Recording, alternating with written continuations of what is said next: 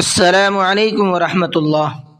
ہم لوگ قرآن کریم پڑھنا سیکھ رہے ہیں اور قرآن کریم کے اندر ہماری وہ صورتیں چل رہی ہیں جو عام طور پر نمازوں کے اندر پڑھی جاتی ہیں۔ آج کے سبق کے اندر ہم سیکھیں گے سورہ زلزال یعنی اذا زلزلت کی صورت، اور اس کے اندر جو عام طور پر لوگ غلطی کرتے ہیں اس کو سدھارنے کی کوشش کریں گے اور جو صحیح ہے اس کو صحیح پڑھنے کی کوشش کریں گے انشاءاللہ۔ تو چلیے سبق کو شروع کرتے ہیں، لیکن سبق شروع کرنے سے پہلے آپ سے گزارش ہے ویڈیو کو لائک کر لیں، اگر چینل پر نئے ہیں تو چینل کو سبسکرائب کر لیں تاکہ قرآن کریم کو سیکھنے کی تمام اپڈیٹ آپ تک پہنچتی رہے اور ہم تمام لوگ قرآن کریم کی برکات سے فیض یاب ہوتے رہیں۔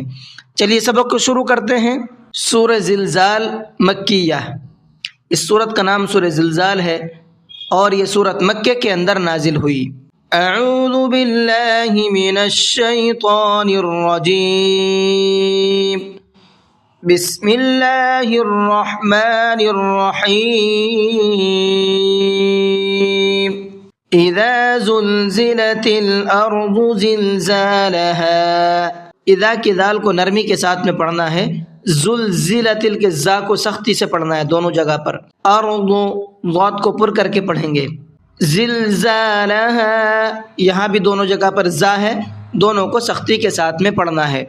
وَأَخْرَجَتِ الْأَرْضُ أَثْقَالَهَا، وَأَخْرَجَتِ خا کو پر کر کے پڑھنا ہے اور حلق سے نکال کر کے پڑھنا ہے، ارض ضاد کو بھی پر کر کے پڑھنا ہے۔ وَقَالَ الْإِنسَانُ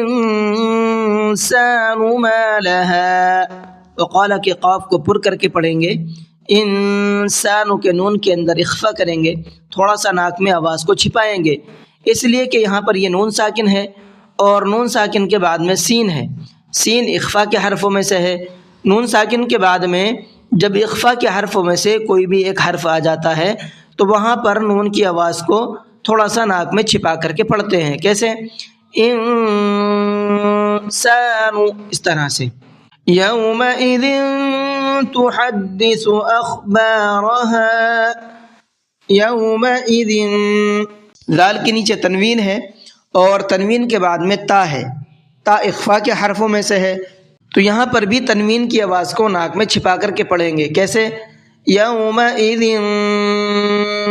اس طرح سے۔ اخبارها، خا کو پر کر کے پڑھیں گے اور را کو بھی پر کر کے پڑھیں گے۔ بِأَنَّ رَبَّكَ أَوْحَى لَهَا، بِأَنَّ نون کے اندر غنہ کریں گے، بِأَنَّ اس طرح سے، رَبَّكَ را کو پر کر کے پڑھیں گے، منہ بھر کے پڑھیں گے۔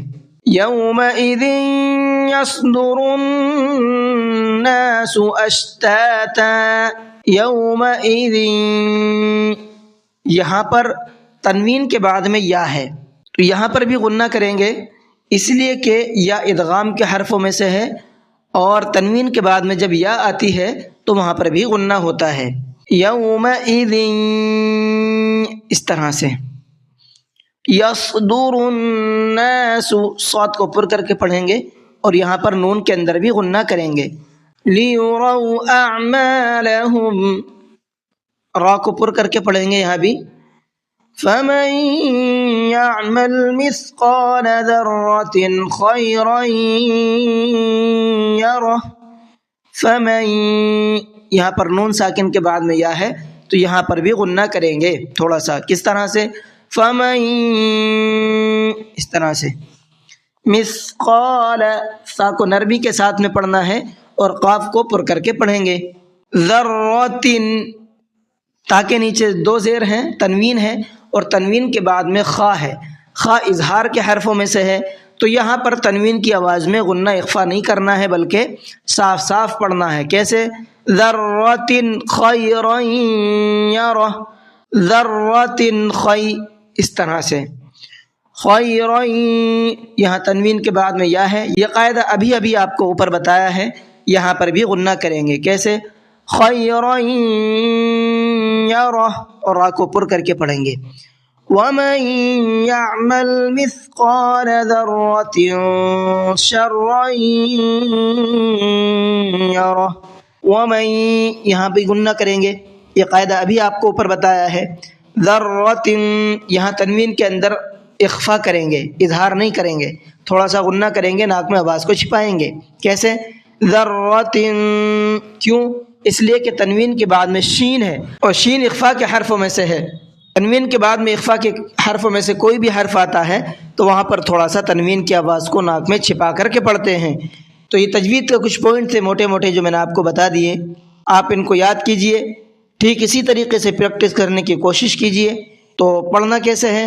اذا زلزلت الارض زلزالها واخرجت الارض اثقالها وقال الانسان ما لها يومئذ تحدث اخبارها بأن ربك أوحى لها يومئذ يصدر الناس أشتاتا ليروا أعمالهم فمن يعمل مثقال ذرة خيرا يره ومن يعمل مثقال ذرة شرا يره. جی آج کے سبق کو یہیں پر ختم کرتے ہیں. السلام علیکم ورحمۃ اللہ وبرکاتہ.